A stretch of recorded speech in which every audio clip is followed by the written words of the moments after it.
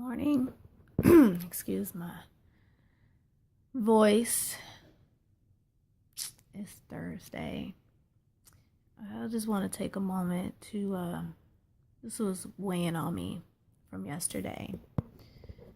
So I had my first court appearance for my motion against the petitioner for child support, any type of visitation,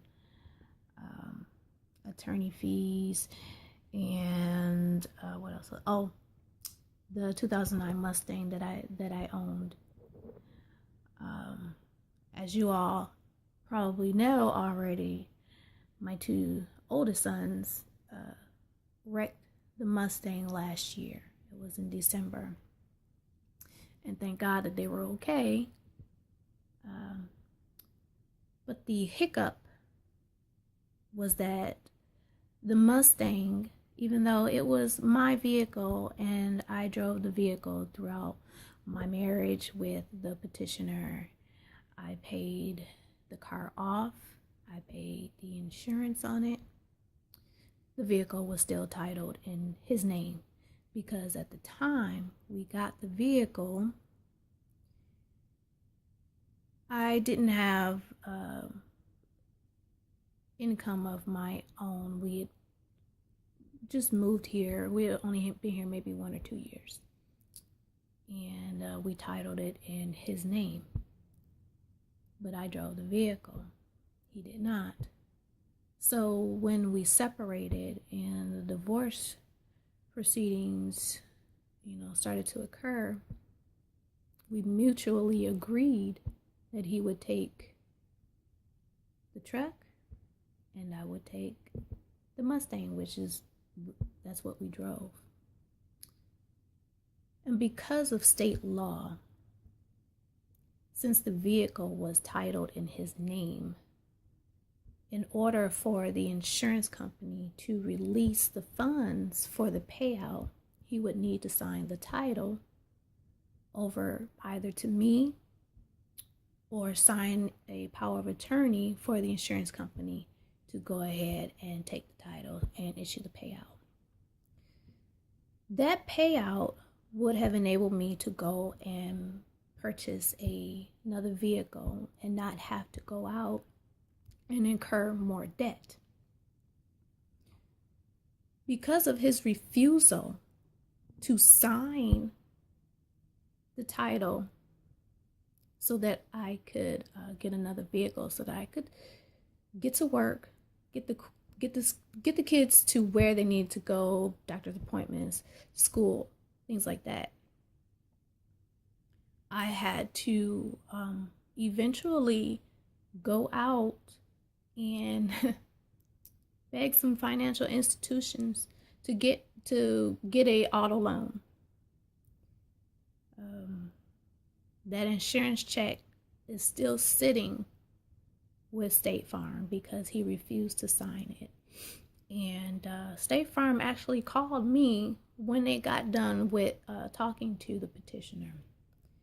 And they apologized to me and they said, "Miss Navarre, I want to really apologize. We really do want to help you. And we understand what you are going through, but I just want to apologize for the things that you're going through. But when we contacted the petitioner on your behalf, he was very mean. He was very nasty. He used very vulgar language. And he refused to sign the title. And he instructed us and told us that you fraudulently signed some papers, which we know that isn't true, and that he wants half of the settlement." I said, okay. I thank you very much for trying to resolve this for me. You're my insurance agent, and I really love State Farm, just so you know. Thank you. So I had to rent a vehicle for about a month. I couldn't really afford it, but I had to. My best friend helped me out with that. And And eventually I did get a vehicle. I got a nice vehicle, as a matter of fact. And my credit union has been very awesome. I did end up getting a 2015 Chevy Impala, fully loaded, under 20,000 miles. And my credit union gave me an excellent percentage rate of 2.74% on that vehicle purchase. It's affordable, but with the added expense,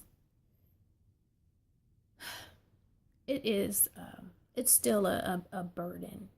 But it's something that I had to do because I needed to get to work. And I have to work in order to make money and support my children. So I made a motion because I was sick and tired of having to wait on a petitioner to decide when he wanted to, send a check or do whatever.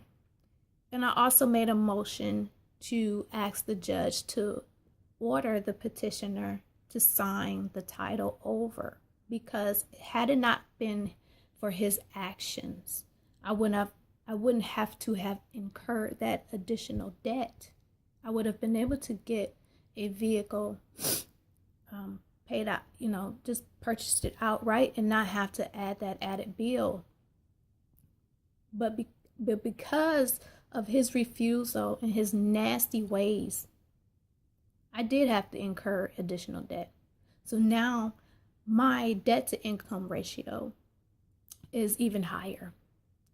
Not to mention that I am still currently on the title and the loan on the truck that he is currently driving around now.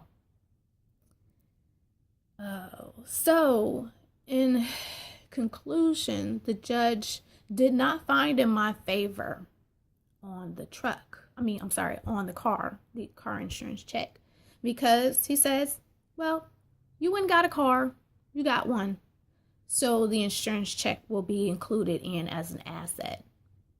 And what that means is that eventually it will have to be divided property, because it is marital property. Was it fair? No, it wasn't fair. Will he get a portion of that? Quite possibly, but I have a very good lawyer. I have a very good attorney that I respect and I work very well with.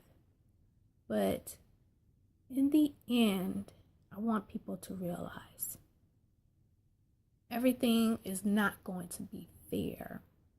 And it's okay to be upset about it, but you need to move on. And I said I wouldn't cry, but you know what? This is real emotion. A lot of individuals out there that have. So the moral of the story is, it's not going to be fair. But make sure that you are proactive if you're going through anything similar. Make sure you're proactive in your case. Document everything. Record everything. Every little detail that you may think is pertinent to your situation. Now, I'm not out to get anybody. I just want what is fair. And sometimes the law is just not going to be fair. It's nothing personal. It's the law.